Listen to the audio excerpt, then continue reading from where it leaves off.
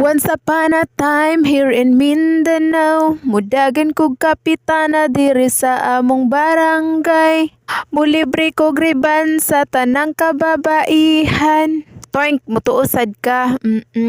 Mao na nimo, dali lang ka masakitan kay dali lang man ka motuo sa mga ginaingon-ingon nga imong madunggan. So kanito karman jud akong pagkabuutan, tinuod jud na inyong nadunggan, libre gyud ni siya. Libre nga riban.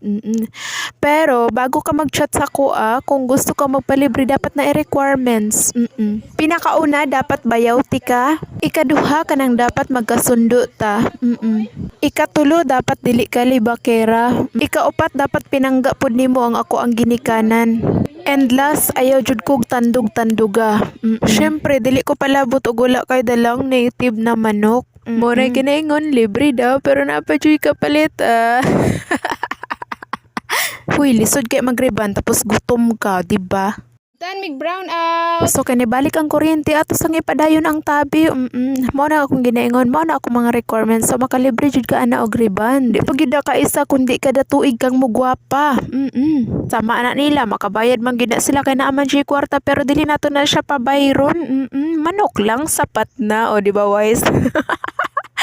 Para bitaw wala gid baya tanang ngayo. Sadyang buotan lang gid pud ako mga igsuon dili na kailangan pangayuan pa. 1 2 3 aura.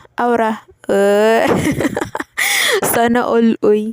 Mo nang akong ginaingon, madagan kog kapitana ha. Suportahi ko ninyo. Suportahi ko maluoy mo. Ato na nang ilisda ng atong kapitan nga sobra kabuutan, ibaylo na ko ninyo. I-promise na ko sa inyo nga pati ang inyong asawa, uyab ug ex tanan mo gwapa.